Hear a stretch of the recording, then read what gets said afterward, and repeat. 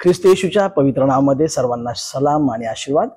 आज Maundy Thursday जागतिक प्रभू भोजन दिवस या निमित्ताने काही क्षण आपण देवाच्या पवित्र चरणाजवळ चर्चा करूया, देवाच्या वचनाची चर्चा करूया, देवाच्या वचनातून आपण पाहूया। कारण देवाची योजना, देवाचं वचन आणि देवाची वाणी ह्या न टळणाऱ्या गोष्टी आहेत आणि ह्या प्रत्येक माणसाच्या जीवनामध्ये एक ना एक दिवस येतच राहतात। तुम्ही कितीही दूर राहा, मी सध्याला मुंबईच्या विभागामध्ये सेवा करतो, त्या ठिकाणी आमच्याकडे काही कोली बांधव आहेत। ते मासे कसे पकडतात, ते अशा पद्धतीने मासे पकडतात की ते असा गळ टाकतात आणि समुद्रात सोडून देतात आणि मग त्यांना नंतर समजतं काहीतरी हालचाल चालू झालेली। मग हालचाल चालू झालेली समजल्यावर ते बरोबर तो गळ ओढतात आणि मासा पकडला जातो। तसं परमेश्वराने ऑलरेडी आपल्याला प्रत्येकाला गळ लावून ठेवलेला आहे। एक क्षण येणारच आहे, देवबाप त्यांचा जी रस्सी आहे, दोरी आहे ती ओढणार आणि तुम्ही गळाला लागलेला मासा आत देवाच्या। देव आपल्यावर खूप प्रेम करतो आणि त्याच्या प्रीतीचं प्रमाण त्याने हे दिलं की आपण पापी असतानाच प्रभु यीशु ख्रिस्त, जब हम गुनेगार ही थे मसीह यीशु सूली पर मारा गया। प्रभु यीशु ख्रिस्ताला वधस्तंभावर मारण्यात आलं, परंतु त्याचं कारण असं होतं, असं म्हटलं जातं की आदाम परमेश्वराकडे गेला आणि म्हटला की प्रभू हे खूप खतरनाक मरण आहे, म्हणून ह्या पापाचा जनक मीच आहे, माझ्याकडून हे घडले म्हणून मी मरतो। सगळं खरंय, कोणी पण मारायला तयार होईल, परंतु कोणाचंही रक्त पवित्र नाही। पवित्र रक्त फक्त प्रभु यीशु ख्रिस्ताचं आहे आणि म्हणून ते अल्टिमेटली प्रभु यीशु ख्रिस्तावर सगळ्या गोष्टी गेल्या। आणि आपण एवढे बदमाश सर्वचे सर्वजण की आपण तरी देखील देवबापाला अशा प्रकारे म्हटलो यशाच्या ग्रंथामध्ये, फिर भी हमने उसे खुदा का मारा खोटा समजा। आम्ही त्याला परमेश्वराने ताडण केलेलं आहे। म्हणजे किती उलट्या काळजाचे आपण आहोत। मला कधी कधी या गोष्टी ऐकल्यानंतर वाईट वाटतं की मी असं का बोललो। आणि मग या ठिकाणी आपण पाहूया आज मौंदी गुरुवारच्या निमित्ताने, तर हे जे 40 दिवसाचे उपवास आहेत त्याच्यातला प्रत्येक रविवारला एक वेगळ्या प्रकारचं महत्व आहे। आणि मग जो पहिला रविवार येतो तो आहे इन्क्युबिट नावाचा रविवार, आणि त्याला ग्रीक भाषेमधून इन्क्युबिट शब्द आहे आणि इंग्लिश मधून त्याला कॉलिंग म्हणतात, कॉलिंग। प्रभु यीशु ख्रिस्त आम्हाला बोलवत आहे। आता आपण जावळ्याच्या रविवारी पाहिलं, ते म्हणजे प्रभूला ह्याची गरज आहे। कोणाची? गाढवाची। होय, ह्या गाढवाची प्रभूला गरज आहे। आणि मग कॉलिंग बद्दल देवाचं वचन सांगतं मत्ती शुभवर्तमानाच्या 11व्या अध्यायाच्या 28व्या वचनामध्ये, O you people those who are weary and laden come to me and I will give you the rest। वो लोग जो खुदावंत के सामने बोझ से दबे हुए हैं वो सब मेरे तरफ आओ और मैं तुमको विश्राम दूंगा। आपल्या सर्वांना विश्रामची खूप गरज आहे, आराम, त्या रेस्टची खूप गरज आहे। आणि देवाचं पवित्र वचन सांगतं की त्याने आपल्याला कॉलिंग केलेलं आहे।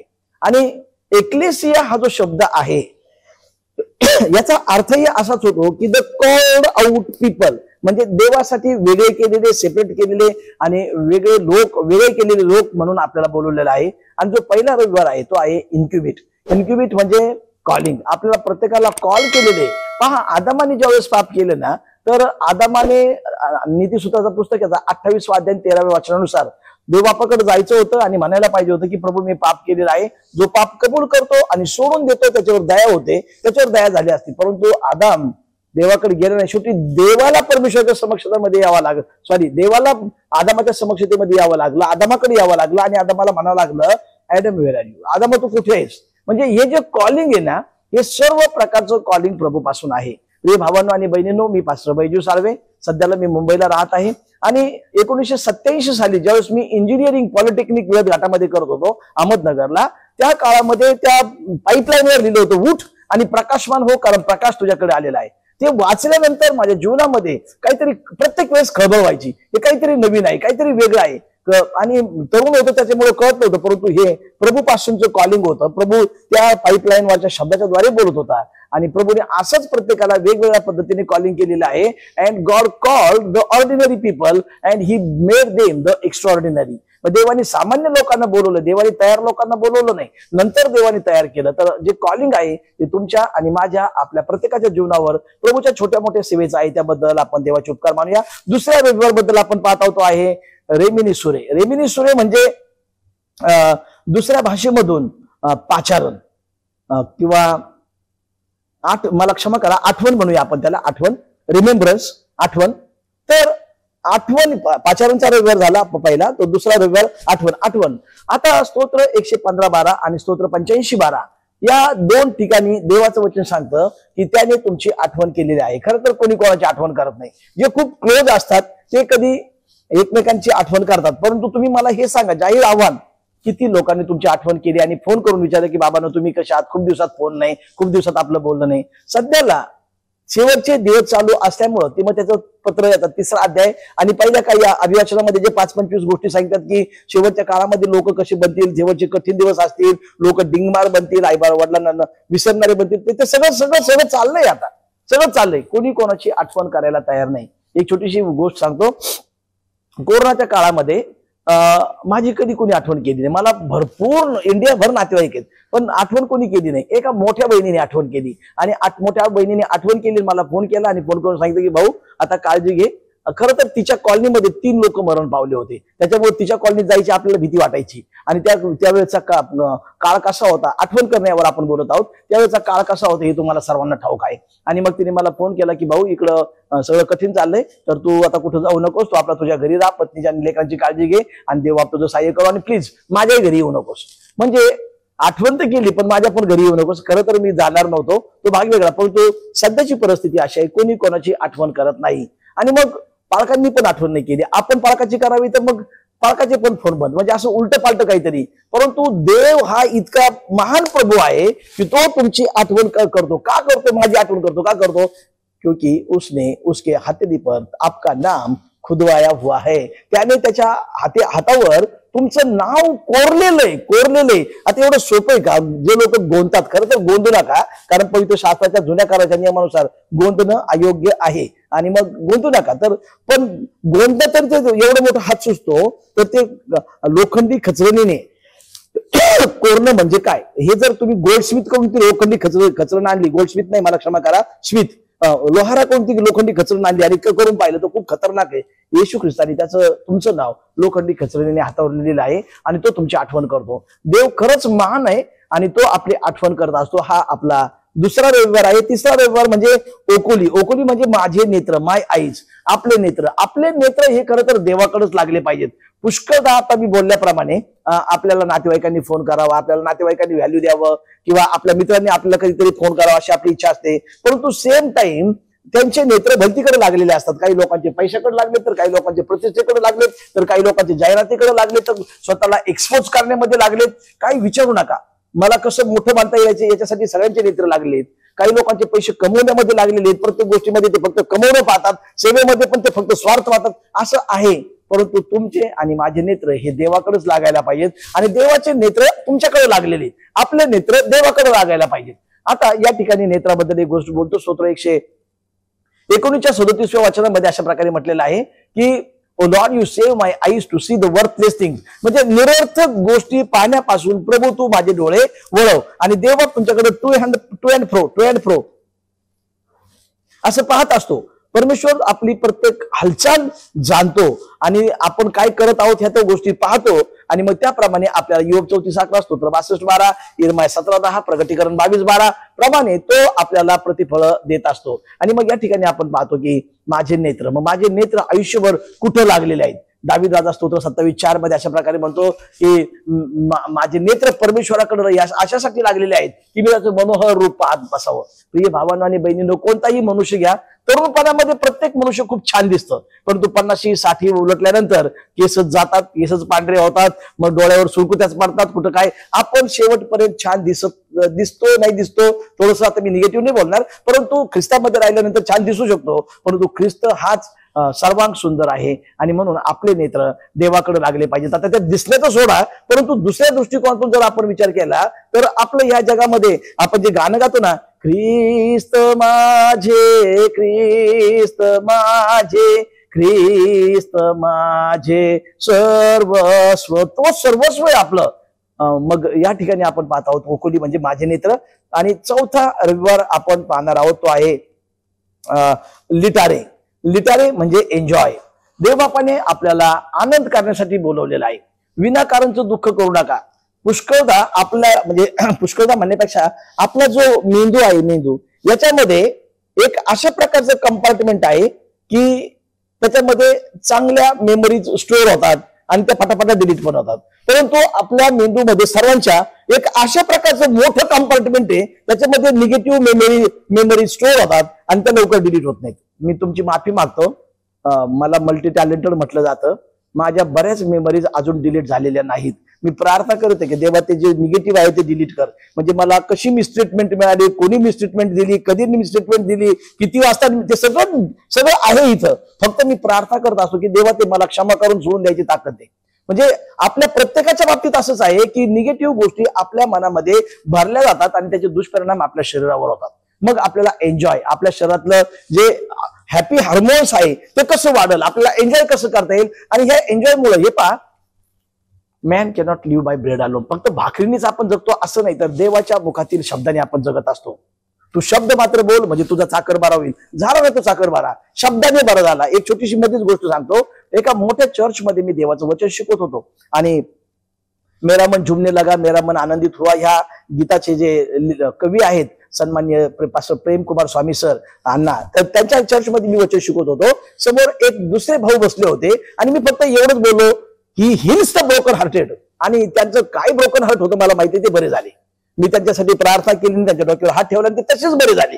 आणि त्यांनी मला नंतर साक्ष दिली की बाळासाहेब, मला खूप दिवसापासून बरं वाटत नव्हतं, पण तुम्ही म्हटले ना ही हिल्स द ब्रोकन हार्टेड, तो भग्न हृदयी जनांना पट्ट्या बांधतो, मी बरा झालो. आणि ते आतापर्यंत बरे आहेत आणि माझी त्यांची मैत्री टिकून आहे. म्हणजे त्याच्या वचनाच्या द्वारे आपण जगतो, म्हणून त्याचं वचन आपल्या अंतःकरणामध्ये असणं अत्यंत मोलाचं आहे. आणि ते म्हणजे एन्जॉय.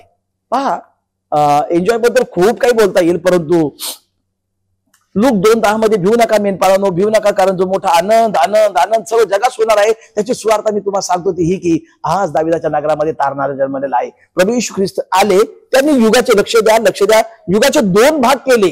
फक्त प्रभू येशू ख्रिस्त हा एकमेव विभूती आहे की ज्यांच्या विषयी असं म्हटलं जातं की BC अँड AD. BC म्हणजे बिफोर ख्राइस्ट, ख्रिस्ताच्या अगोदर होऊन गेलेल्या गोष्टी, आणि AD म्हणजे मग प्रभूचा जन्म झाल्यापासून सुरू झालं 1, 2, 3, 4 आणि आजपर्यंत 2025. म्हणजे हा तो एकमेव प्रभू आहे, एकमेव व्यक्ती आहे की ज्याच्यामुळे युगाचे 2 भाग झालेत. आणि तो व्यक्ती, तो प्रभू, तो महान पिता आपल्याला सांगत आहे की तुम्ही एन्जॉय करा.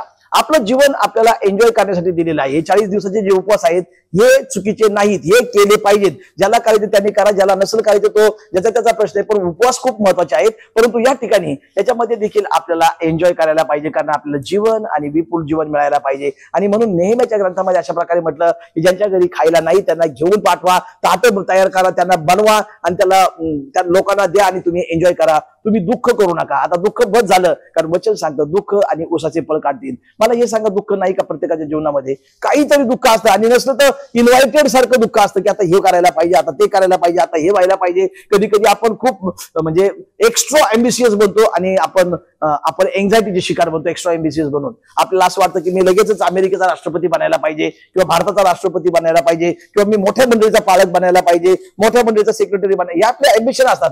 एम्बिशन असणं चुकीचं नाही, but to pursue the ambitions we are getting hurt and we are losing our enjoyment. आणि म्हणून या ठिकाणी अशा प्रकारे म्हटलेला आहे, जो आपला 4था रविवार आहे तो आहे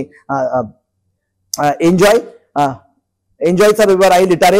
आणि देवबापाची इच्छा आहे आपल्या जीवनामध्ये की आपण अधिकाधिक प्रभूमध्ये सर्वदा आनंद करा, आणि पुन्हा म्हणेल आनंद करा. आणि म्हणून आपण आनंद केला पाहिजे. आणि मग पुढची गोष्ट आपण पाहणार आहोत ती म्हणजे जो त्यानंतरचा संडे आहे 5वा, तो आहे जुडिका. जुडिका म्हणजे जजमेंट. एवढं सगळं होत असताना आपला न्याय होणार आहे, न्याय होणार आहे. आपण जर चुकीचं वागलो, ज्याला आपण कर्म म्हणतो ना, कर्म, ते कर्माचे प्रतिफळ भोगावे लागतात. जसं जसं तुम्ही कर्म करताना तसं तसं मग त्याचे प्रतिफळ पण भोगावे लागतात. परंतु तारणाचा मार्ग हा येशू ख्रिस्तच आहे. परंतु जीवन जगत असताना जे आपण प्लस आणि मायनस कर्म करत असतो, मग त्याचे दुष्परिणाम आपल्या जीवनावर भोगावे लागतात, किंवा सत्कर्म जर केले तर त्याचे सुपरिणाम पण आपल्या जीवनावर. हे त्रिकाल बाधित सत्य आहे. काही लोक देव मानतात, काही लोक मानत नाही. तुम्ही माना अगर मानू नका. काही लोक म्हणतात की आम्ही गुरुत्वाकर्षणाची शक्ती मानत नाही. नका मानू बाबांनो. 5व्या मजल्यावर जाऊन एक उडी टाका, म्हणजे तुम्हाला गुरुत्वाकर्षण काय हे कळून जाईल. तसं प्रभूला माना अगर मानू नका. तो होता, तो आहे आणि तो असणार आहे. आणि म्हणून मग आपण जे 5वा रविवार पाहत आहोत तो आहे जुडिका म्हणजे न्याय. आणि प्रभूचा न्याय आज ना उद्या बादल पे करके सवारी मसीहा किसी दिन जरूर आएंगे, लोगों को अपने चारों तरफ से चुन चुन के लेके जाएंगे. त्यानंतरचा शेवटचा रविवार आपण पाहत आहोत आणि तो आहे पाम संडे. आणि त्याला आपण झावळ्याचा रविवार बनत आहोत. आणि ते फक्त प्रभू येशू ख्रिस्त गाढवाच्या शिंगरावर बसून आले आणि गाढवाच्या शिंगरावर बसून आले आणि प्रभूला याची गरज आहे अशा प्रकारे म्हटले आणि तो प्रभूचा सन्मान केला गेला. मला हे सांगू द्यात, आपल्या महाराष्ट्रामध्ये नीट आहे का, आपल्या महाराष्ट्रामध्ये का नीटनेटकं संजीवन नाही? त्याचं कारण हे आहे की आपण एकमेकांचा सन्मान करत नाही. आपण नेहमी पंजाबची बाजी मारतो की पंजाबला असं चाललंय, पंजाबला तसं चाललंय, पंजाबला अनेक लोकांनी प्रभूला जीवन दिलंय. ओके, पण ते सर्व लोक एकमेकाचा खूप भक्कम रीतीने सन्मान करतात. मी स्वतः पंजाबला अमृतसरला वगैरे जाऊन आलेलो आहे. पंजाबी बरेच लोक माझे मित्र आहेत, ते खूप आदबीने एकमेकांबरोबर बोलतात. लाईकवाईज साऊथ इंडिया, साऊथ इंडियामध्ये आणि हैदराबादला तर मी जातच असतो. Hyderabad is the home away from home for me. आणि मग आपण त्या लोकांमध्ये पाहतो, साऊथ इंडियाच्या लोकांमध्ये ते एकमेकाचा असा भक्कम सन्मान करतात आणि सन्मान केल्यामुळं साऊथ इंडियामधलं संजीवन आजही टिकून आहे. परंतु महाराष्ट्रामध्ये संजीवन काही येत नाही. आपण फक्त आपल्या गोष्टींच्या पाठीमागे लागलो. मला प्रसिद्ध बनायचंय, मला मोठं बनायचंय, मलाच प्रीचिंग करायचंय. अहो, प्रभू येशू ख्रिस्ताने 3 वर्षाच्या सेवेसाठी 30 वर्षाचं प्रिपरेशन केलं. आपलं प्रिपरेशन काय? आपलं बायबल कॉलेज काय? आपण गमलिएलच्या चरणी जसा संत पाऊल बसला तसा आपण कधी कोणाच्या चरणी बसून शिकलोय? हे काहीच माहित नाही, फक्त मला मोठं व्हायचंय. पण त्याच्यामुळं संजीवन यायला तयार नाही आणि त्याला आपण सर्वच जण जबाबदार आहोत. परंतु आपण एकमेकाचा भक्कम रीतीने सन्मान केला पाहिजे. पहा, देवाच्या वचनामध्ये जी गोष्ट आहे ती जगात कुठंच सापडत नाही. ती म्हणजे फिर भी गले लगाया क्योंकि यसू भला है. पाप केलं होतं आदामाने, पण पुन्हा प्रभू त्याच्या समोर गेला. पाप केलं होतं त्या उदयपुत्राने, परंतु तो उदयपुत्र जेव्हा बापाच्या घरी आला त्यावेळेस he came return, he repented, he got reestablishment, he got restoration and he got reimbursement. ज्यावेळेस तो आला, पश्चाताप केला, बापाने त्याचं सगळं देऊन टाकलं. म्हणजे फिर भी गले लगाया क्योंकि येशू भला आहे, तो महान प्रभू आहे आणि तो आपल्याला परत जवळ घेतो. आणि म्हणून आपल्याला सन्मान करण्याची खूप गरज आहे. इव्हन आपण देवाचा सन्मान करत नाही. मला जाहीरपणे बोलायला आवडेल, मी टीका करतो असा काही गैरसमज करू नका, परंतु आपल्याला वेळेवर पण चर्चला यायचं नसतं. जर तुम्ही 5-10 सिग्नल तोडून येत असाल, म्हणजे 5-10 सिग्नलला हे करून येत असाल तर तो भाग वेगळा आहे की खरंच वेळ लागतोय. परंतु बाडीमध्ये राहून, जवळ राहून देखील आपल्याला देवाचा गौरव करता येत नाही, वेळेवर येता येत नाही. हे आपलं अपयश आपल्या जीवनाचं. एक दिवस हा 1000 वर्षासारखा प्रभू समोर आहे आणि 1000 वर्ष हे एका दिवसासारखे आहेत. आपण एक दिवस जरी प्रभूच्या सेवेला लेट आलो तर 1000 वर्ष लेट असतो. हे उघडगणित झालेलं आहे. प्रभू समोर 1000 वर्ष लेट. आणि म्हणून प्रिय भावांनो आणि बहिणींनो, जीवनाच्या A to Z क्षेत्रामध्ये देवबापाचा सन्मान कसं करायचं ते शिका, आपण शिकूया. आणि मग देवाचं वचन सांगता, आधी नम्रता मग मान्यता. एक गोष्ट बोलतो, सर्वांना आवडेल किंवा नाही आवडेल, मी पास्टर बैजू साळवे, मला महाराष्ट्रभर आणि इंडियाभर खूप सन्मान मिळाला. पण त्याचं दुसरं कारण हे पण आहे, मी आल्या गेल्या प्रत्येकाचा खूप सन्मान केला. मी लहान लेकराला पण इतका रिस्पेक्ट मी बोललो की त्यांनी माझ्याकडे चमकून पाहिलं की हा आमच्या बापाच्या आजोबाच्या वयाचा झाला तरी पण आम्हाला किती रिस्पेक्ट नाही. हे मी वचनातून शिकलेलं आहे. म्हणून या झावळ्याच्या रविवारी वचन सांगतं, म्हणजे तो सन्मानाचा रविवार आहे. प्रभूचा सन्मान केला गेला, आपण देखील एकमेकाचा सन्मान केला गेला पाहिजे. अजून काही मिनिटं तुमच्या सोबत मी देवाच्यातून बोलू इच्छितो आणि ते म्हणजे करिंथकराचं पहिलं पत्र, याचा 11वा अध्याय आणि 28 आणि 29व्या वचनामध्ये देवाचं वचन सांगतं की do it in my remembrance, माझ्या स्मरणार्थ हे करा. आता हा जो रविवार आपण साजरा करत आहोत, हे सगळं जरी प्रतिकात्मक असलं तरी हा विधी मोस्ट इम्पॉर्टंट विधी आहे. म्हणून हा विधीपूर्वकच विधी केला पाहिजे. नंबर 1. नंबर 2 ची गोष्ट अशी आहे की do it in my remembrance, आपण देवबापाचं आठवण केलं पाहिजे. मग कशाची आठवण? अहो, आनंदाची आठवण तर खूप करतोय आपण. ख्रिसमसची आला, नाताळाचा सण आला, चला नाचूया, चला गाऊया, चला झुमूया आणि आनंदाने टाळ, सगळं खरंय. परंतु दुःखाची आठवण अशी की त्याने माझ्यासाठी वधस्तंभावर प्राण दिलेला आहे आणि त्याच्या हातामध्ये खेळ ठोकले गेले, त्याच्या पायामध्ये खेळ ठोकले गेले, त्याच्या कुशीमध्ये भाला ठोकण्यात आला, त्याच्या डोक्यावर काट्यांचा मुकुट घालण्यात आला. याच्याविषयी एक स्टोरी आहे का? काट्यांचा मुकुट जो घातला तो त्या काट्यांना स्पाइन क्राइस्टी नावाचा तो काटा आहे. आणि तो जसं प्रभूने शब्दाने सर्व पृथ्वीची निर्मिती केली आणि सर्व शब्दांनी निर्मिती केल्यानंतर प्रभूने सगळ्याच गोष्टी उगविल्या आणि हे काटेकुसळ पण उगवले, त्यामध्ये हे काटेकुसळ पण उगवले गेले. त्या झाडाचं नाव आहे स्पाइन क्राइस्टी आणि तो कठीण आहे. जर तुम्ही त्याला पाहिलं, मोडून पाहिलं तो काटा तर लवकर मोडत नाही, तो आत जाणार, म्हणजे कवटीत पण जाऊ शकतो, इतका खतरनाक लोखंडासारखा तो काटा आहे. त्याचं महात्म्य असं त्या झाडाचं की त्या झाडाला कधीच फुल आलं नव्हतं. त्या झाडाला फुल येणार होतं की नाही प्रभूलाच माहिती, कारण प्रभूने ज्या काही गोष्टी केल्यात ना या सगळ्या अद्भुत केलेल्या आहेत, आपण काय बोलणार त्याच्यासमोर. परंतु ज्या मिनिटाला प्रभूच्या डोक्यामध्ये, प्रभू येशू ख्रिस्ताच्या डोक्यामध्ये तो काट्यांचा मुकुट घातला आणि प्रभूच्या डोक्यामध्ये ते काटे शिरले, त्याची चिलकांडी उडाली आणि ते जसं असं अशी चिलकांडी उडते तशा प्रकारचे फुलं त्या झाडाला यायला लागली. किती अद्भुत ना. म्हणून प्रभूच्या सगळ्या गोष्टी भयंकर अलौकिक आहेत, प्रभूच्या सगळ्या गोष्टी भयंकर अद्भुत आहेत, प्रभूच्या सगळ्या गोष्टी खूप थोरवीने भरलेल्या आहेत. आणि मग आज आपण 3 गोष्टी पाहणार आहोत ह्या सगळ्या गोष्टीनंतर. ती म्हणजे do it in my remembrance. आपण ख्रिस्ताच्या स्मरणार्थ हे प्रभू भोजन घेत आहोत. नंबर 1. दुसरी गोष्ट, प्रोक्लेम द गॉस्पल. शुभवर्तमान सांगा. आता सध्याच्या काळामध्ये भारत देशामध्ये शुभवर्तमान सांगणं, ख्रिस्ताचं नाव सांगणं हे थोडस दुरापास्त झालंय. लगेच धर्म परिवर्तन नावाच्या एका शब्दाखाली मारपीट होऊ शकते किंवा अजून काहीतरी होऊ शकतं. कारण शेवटचे दिवस असल्यामुळं वातावरण बिघडलेलं आहे, त्याला बायबलचा आधार आहे. परंतु आपल्या जीवनात जो ख्रिस्त आहे, आपल्या वागणुकीत जो ख्रिस्त आहे, 4 शुभवर्तमान मत्ते, मार्क, लूक, योहान, पण 5वं शुभवर्तमान हे तुमचं आणि माझं जीवन. आपल्या जीवनाकडे पाहून लोक आपोआप इम्प्रेस होतात आणि ते प्रभूला जीवन देऊ शकतात आणि देतात.